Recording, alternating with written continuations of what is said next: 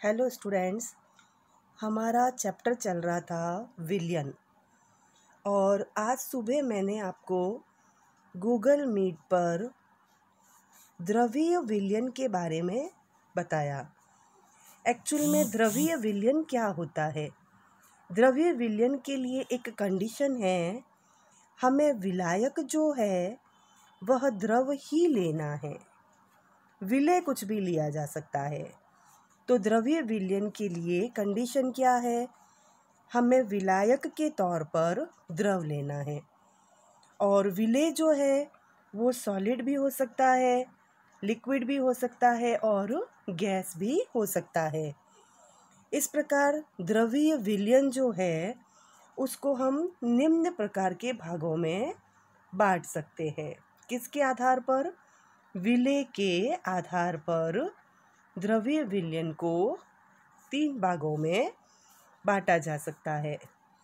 जैसे पहला, यदि विलय गैस हो, विलायक तो निश्चित कर रखा है द्रव ही होगा, तो इस प्रकार का जो द्रवीय विलयन है उसका बेस्ट एग्जाम्पल होगा सोडा वाटर, जो हम डेली रूटीन में देखते हैं। पानी है, उसके अंदर कार्बन डाइऑक्साइड गैस को बहुत अधिक प्रेशर से सीलबंद किया रहता है। ठीक इसी प्रकार यदि द्रव ही विलय हो और द्रव ही विलायक हो, तो इस प्रकार का जो विलयन बनेगा द्रवीय विलयन होगा।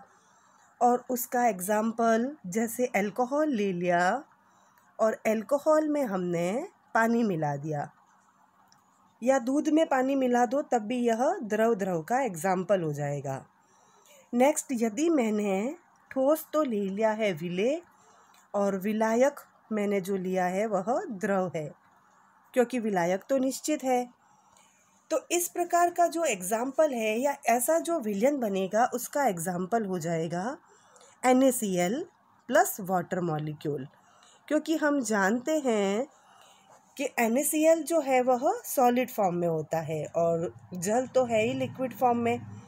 इस प्रकार द्रवीय विलयन को विलय के आधार पर 3 भागों में हम बांट सकते हैं।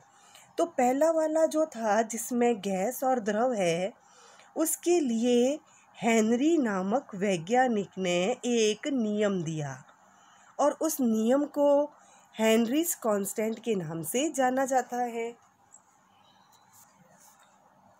हेनरी नियम के नाम से जाना जाता है। उनके नाम के आधार पर ही इसको यह नाम दे दिया गया। अब इस नियम को हम बहुत ही सिंपल एग्जाम्पल के द्वारा समझेंगे। जैसे हमें सोडा वाटर पीना होता है, तो हम वहाँ जाते हैं तो हम क्या देखते हैं, दुकान पर या थैले पर एक बोतल रखी रहती है। पेप्सी जैसी बोतल होती है, उसमें लिक्विड भरा रहता है, जनरल वाटर है, ये पानी भरा रहता है, और यहाँ पर एक मार्बल की कंची पड़ी रहती है। अब यदि मेरे को ये पीना है तो वो क्या करेंगे, ये लोग क्या करते हैं, इनके पास में मशीनें होती है, उस मशीनों में इस प्रकार की जो बोतल्स है वो एक साथ 3 या 4 आ सकती है। तो उस मशीन में एक नोज़ल लगी रहती है, उस नोज़ल को वे इस बोतल के अंदर फिक्स कर देते हैं। एक और नोज़ल आती है, वो दूसरी बोतल में फिक्स हो जाएगी। इस प्रकार यहाँ पर एक पंप की तरह, मतलब जिसमें वो सुइया घूमता रहता है, वैसी स्ट्रक्चर लगी रहती है, और यहाँ पर एक सिलेंडर लगा रहता है। अब हैंडल के द्वारा इसे तेज़ी से घुमाया जाता है, जिससे इस नोज़ल से कार्बन डाइऑक्साइड इस द्रव में जाती है। जैसे तो वो अधिक प्रेशर के साथ गैस इसमें जाएगी बोतल में, ये कंची जो थी यहाँ पर ये ऊपर आ जाएगी। अब जैसे ही कंची ऊपर आ गई तो इसका मतलब ये है कि गैस जो है कार्बन डाइऑक्साइड वह द्रव में अपना स्थान बना रही है। अब ये जो पानी है यह नॉर्मल पानी नहीं है, अब ये हमारा सोडा वाटर हो चुका है। प्लस इस पानी में अब कार्बन डाइऑक्साइड गैस जो है वह विलय हुई है। कहने का तात्पर्य ये है कि जैसे जैसे मैंने प्रेशर लगाया, प्रेशर लगाने से कार्बन डाइऑक्साइड गैस जल में घुलने लगी। अब मैं आपको एक चीज़ याद दिलाऊंगी। थोड़े दिनों पहले मैंने आपको मोल अंश के बारे में जानकारी दी थी।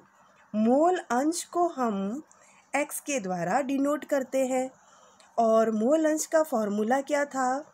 जिस अवयव का हमको मोल अंश निकालना था, मान लेते हैं कि A अवयव का निकालना है, तो उस अवयव के मोलों की संख्या तथा मिश्रण में उपस्थित कुल मोलों की संख्या के अनुपात को हमने क्या कहा था? मोल अंश कहा था। तो ये है हमारा मोल अंश। मान लेते हैं कि ये A अवयव का है। एक और अवयव है विलयन में जिसको हम XB से डिनोट कर देते हैं। तो XB के लिए फॉर्मूला क्या हो जाएगा? NB/Na+NB। अब जिस अवयव में मोल ज़्यादा होंगे, यानी कि ये जो चीज़ निकालते हैं ना अपन Na+NB, ये तो आ जाएगा XA के लिए। ठीक इसी प्रकार XB के लिए क्या आएगा? NB/Na+NB। तो जिसके मोलों की संख्या ज़्यादा होगी, नेचुरल है उसका मोल अंश भी उतना ही अधिक होगा। तो जिसका मोल अंश अधिक होगा उसके मोलों की संख्या भी अधिक है। ये बात हमें याद रखनी है। दूसरी बात, अभी मेन जो अपना टॉपिक चल रहा था, जैसे जैसे प्रेशर को बढ़ाया गया वैसे वैसे बोतल में कार्बन डाइऑक्साइड गैस के मोलों की संख्या बढ़ने लगी। यानी कि मोल की संख्या कैसे बढ़ी? भाई, हम कार्बन डाइऑक्साइड को जल के अंदर प्रवाहित कर रहे हैं। पहले जल में कुछ भी नहीं था, कार्बन डाइऑक्साइड नहीं थी। अब मगर मैं प्रेशर लगा करके इसमें CO2 गैस को प्रवाहित कर रही हूँ। तो जैसे जैसे इसमें CO2 गैस जाएगी वह जल के अंदर घुलेगी, तो नेचुरल है यहाँ पर N यानी कि मोलों की संख्या में वृद्धि होगी, तो इसका मोल अंश भी बढ़ेगा। ये है X मोल अंश, G है यहाँ पर गैस के लिए। कहने का तात्पर्य, जैसे जैसे प्रेशर बढ़ता है वैसे वैसे मोल अंश भी बढ़ता है। और यही हमको हेनरी का नियम बताता है। किसी गैस का आंशिक दाब उस गैस के मोल अंश के समानुपाती होता है। जैसे दाब बढ़ेगा मोल अंश भी बढ़ेगा, दाब घटेगा मोल अंश भी घटेगा। यही हमारा हेनरी का नियम है। इस नियम को हम इस प्रकार से लिख सकते हैं, P is directly proportional to X। अब जब ये समानुपाती का साइन हटेगा तो इक्वल्स टू का साइन आएगा। P is equals to KHX। केवल X भी लिख सकते हैं, G लिखा है केवल आपको समझाने के लिए। G है यहाँ पर गैस को डिनोट कर रहा है। तो यहाँ पर KH जो है वह हेनरीज कांस्टेंट है। ये जो KH है ये एक नियतांक है और इसको क्या कहते हैं हम? हेनरीज नियतांक। ये हुआ हमारा हेनरीज लॉ। अब अगले टॉपिक में अगले वीडियो में हम हेनरीज लॉ की एप्लीकेशंस को देखेंगे।